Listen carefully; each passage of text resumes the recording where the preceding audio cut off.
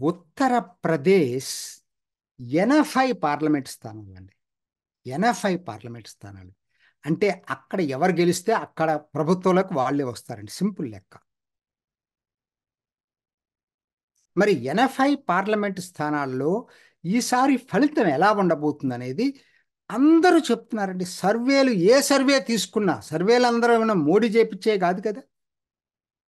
ఒక్కనాడు 2019లో తగ్గినాయి. నిజంగా చెప్పాలంటే 2014 కన్నా 2019లో బీజేపీకి తగ్గింది పర్సంటేజ్ సీట్లు. 62 బీజేపీకి, 2 అపనాదాలు, మొత్తం 64 వచ్చినాయి. కానీ ఈసారి గొంప గుత్తగా మొత్తం కూడా కనీసం 75కు తగ్గకుండా బీజేపీకి వచ్చే అవకాశాలు మెండుగా కనపడుతున్నాయండి. మెండుగా కనపడుతున్నాయి. ఎందుకనంటే నేను కొన్ని ఎక్కువ అసలు 2-3 కారణాలు చెప్తానండి. 2-3 కారణాలు. మిగతా అన్ని చోట్ల కన్నా కూడా హిందువులకు కర్మభూమి ఉత్తరప్రదేశ్. అది మనం మర్చిపోవద్దు. ఇప్పటి నుంచి కాదు, వేలాది సంవత్సరాల నుంచి. కృష్ణుడు గుజరాత్ దగ్గర పుట్టిన ద్వారకాలో కర్మభూమి అయింది ఉత్తరప్రదేశే, మధుర దగ్గర. అట్లానే రాముడు అసలు మొత్తం పరిపాలన చేసింది అక్కడే. హిందువులకు అత్యంత పురాతనమైనటువంటి అసలు పవర్ఫుల్ గాడ్ ఎవరన్నా ఉన్నారంటే అది శివ అని చెప్తారు. దానికి కూడా అత్యంత పురాతనమైనటువంటి దేవాలయం ఉత్తరప్రదేశ్లోని వారణాసి. సో కాబట్టి వాళ్ళకి ఆ కనెక్షన్ ఎక్కువ. మిగతా రాష్ట్రాలన్నిటికన్నా కూడా ఈ ఆధ్యాత్మిక కనెక్షన్ ఉత్తరప్రదేశ్లో ఎక్కువ. అక్కడ జరిగినటువంటి రామ మందిరం ఎవ్వరు కలలో కూడా, ఎందుకంటే వాళ్ళు ఏం ఫీల్ అవుతున్నారంటే, నమ్మే వాళ్ళు ఏం ఫీల్ అవుతున్నారంటే, అసలు ఈ మా జీవితం సాఫల్యమైంది, మా తరానికి మేము రామ మందిరం తిరిగి అక్కడ చూడగలిగామనేటువంటి భావన, అంటే స్టాచ్యురేషన్ పాయింట్కి రీచ్ అయిపోయింది వాళ్ళు, హిందువులకి ప్రధానంగా. మరి ఇది ఓట్ల రూపంలో రిఫ్లెక్ట్ కాకుండా ఎలా ఉంటుందండి? కాబట్టి ఎక్కడ దాకా వెళ్ళింది తెలుసా? ఇది అందరికి అర్థమైపోయిందండి. అందుకనే ఎవరు దాన్ని ఇప్పుడు కాదంటలా. మొదట్లో విమర్శించిన సమాజ్వాదీ పార్టీ కూడా నిన్న ఉత్తరప్రదేశ్ అసెంబ్లీలో ఒక తీర్మానం చేశారు. మోడీని, యోగి ఆదిత్యనాథ్ని రామ మందిరం కట్టినందుకు అభినందిస్తూ తీర్మానం చేశారు. Can you believe? Samaj party support చేస్తుంది అనుకుంటున్నారా? మెజారిటీ ఎమ్మెల్యేలు సమాజ్ పార్టీ వాళ్ళు కూడా ఆ తీర్మానానికి అనుకూలంగా వేశారు. కొద్దిమంది 15 మంది ఎమ్మెల్యేలు మాత్రమే వ్యతిరేకించారు సమాజ్వాదీ పార్టీలో. అంటే దీన్ని బట్టి వాళ్ళ భయం ఏంటో సమాజ్వాదీ పార్టీకి కూడా అర్థమైపోయింది.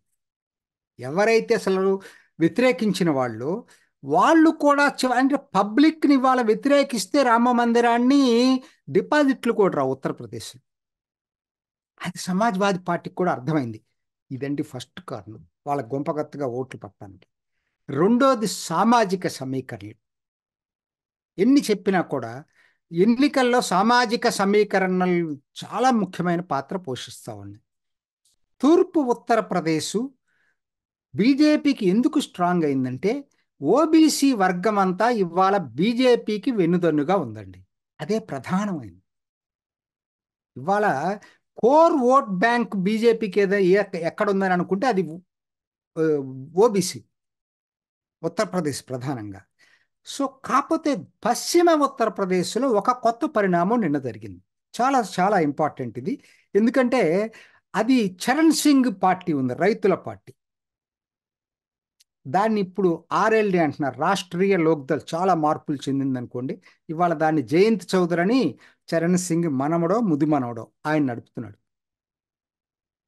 అంటే ఎన్ని చెప్పినా కూడా వాళ్ళు చరణ్ సింగ్ లాయల్టీని మాత్రం వదులుకోరు.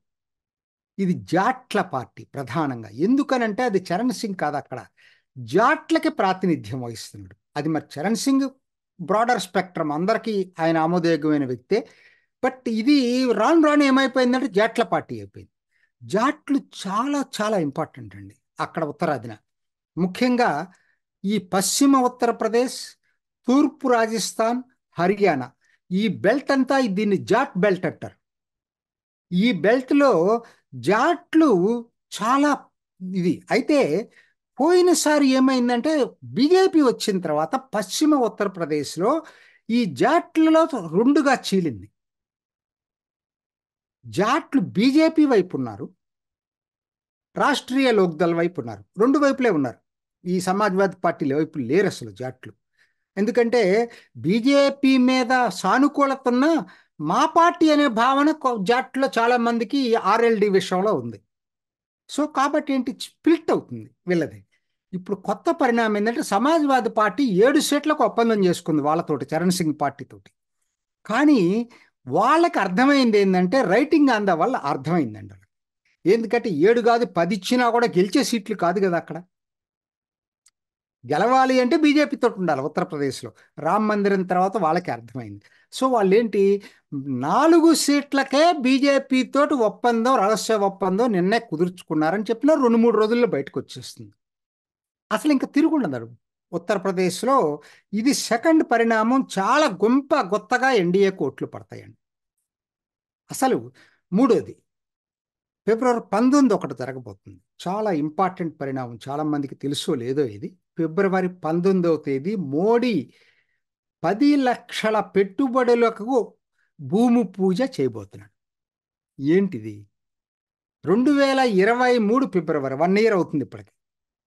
2023 ఫిబ్రవరిలో యోగి ఆదిత్యనాథ్ రెండోసారి వచ్చిన తర్వాత గ్లోబల్ ఇన్వెస్టర్ సమ్మిట్ జరిపాడు.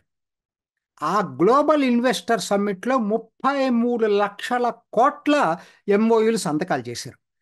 అందరూ అంటుంటారు సంతకాలు చాలా చేస్తుంటారు, ఇవన్నీ అమల్లోకి రావు కదా అని. నిజమే అది. ప్రతి వాళ్ళు ముందు బలవంతం చేసేనా ఒక ఎంఓయు బతిలాడి తెచ్చుకుంటారు పారిశ్రామికవేత్తల దగ్గర. కాకపోతే ఇతర దేశాల నుంచి కూడా వచ్చారు యూపీలోకి మొట్టమొదటిసారి. ఎందుకంటే మహారాష్ట్రకు రావటం అర్థం చేసుకుంటాం, తమిళనాడుకి అర్థం చేసుకుంటాం, కర్ణాటకకి అర్థం చేసుకుంటాం, హైదరాబాద్కి అర్థం చేసుకుంటాం. కానీ యూపీకి రావటం అనేది కొత్త పరిణామం. అది 33 లక్షల కోట్లు. అందులో 10 లక్షల కోట్ల పెట్టుబడులకి అన్ని అనుమతులు అయిపోయి మొదలు పెట్టడమే తరువాయి. పని మొదలు పెట్టడం, పని అంటే ప్రారంభోత్సవం కాదు, అవన్నీ గ్రౌండింగ్ చేయటమే తరువాయి. దానికి భూమి పూజ జరగబోతుంది. భూమి పూజకి మోడీ ఫిబ్రవరి 19వ తేదీ ఉత్తరప్రదేశ్లో అంకురార్పణ చేస్తున్నాడు. ఇది 20 లక్షల ఉద్యోగాల సృష్టి జరగబోతుంది. అందుకని అన్నాను ఇందాక, 5 సంవత్సరాల తర్వాత యూపీని మీరు ఊహించుకోవద్దు. ఇవాళ దేశంలో పారిశ్రామిక రాష్ట్రాలుగా చెప్పుకునేటువంటి తమిళనాడు, మహారాష్ట్ర, గుజరాత్, కర్ణాటక కన్నా కూడా ఉత్తరప్రదేశ్ అగ్రభాగాన నిలవబోతుంది. మర్చిపోవద్దు అది.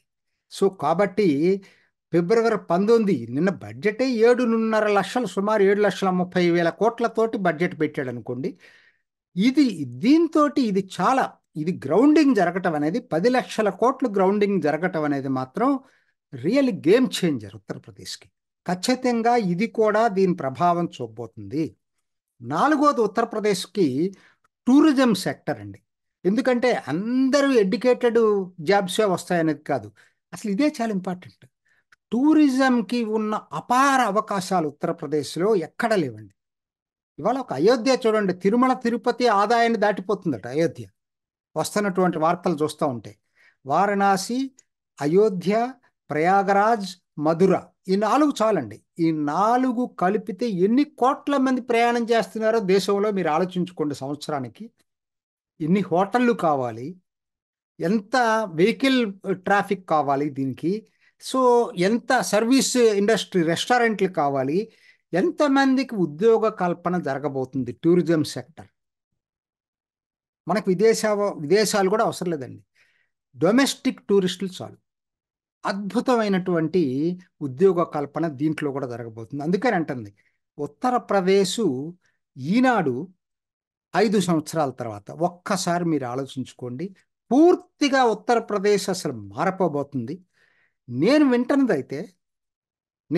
వచ్చే ఎన్నికల్లో, ఎంతవరకు కరెక్టో నాకు తెలియదు కానీ సర్వేలు చెప్తున్నాయి ఏంటంటే, కొన్ని సర్వేలు రాయబెరేలీ కూడా సోనియా గాంధీ పోటీ చేస్తే ఓడిపోతుంది ఈసారి, రాయబెరేలీలో కూడా బీజేపీ గెలవబోతుందని చెప్పి వింటున్నాను. చూద్దాం ఏం జరుగుతుందనేది. కాకపోతే మాత్రం ఒక్కటి నేను చెప్పగలను, బీజేపీకి ఇంతవరకు ఎప్పుడు జరగనంత రికార్డు ఫలితం ఉత్తరప్రదేశ్లో 2024 లోక్సభ ఎన్నికల్లో రాబోతుంది. ఇది మాత్రం ఖాయం. చూసారు కదండి. మరి ఈ వీడియో కనుక మీకు నచ్చినట్లయితే ఒక లైక్ కొట్టేసి మీ అభిప్రాయాన్ని కూడా కామెంట్ బాక్స్లో తెలియజేస్తూ ఇలాంటి ఇంట్రెస్టింగ్ అప్డేట్స్ కోసం మా ఛానల్ని సబ్స్క్రైబ్ చేసుకోండి.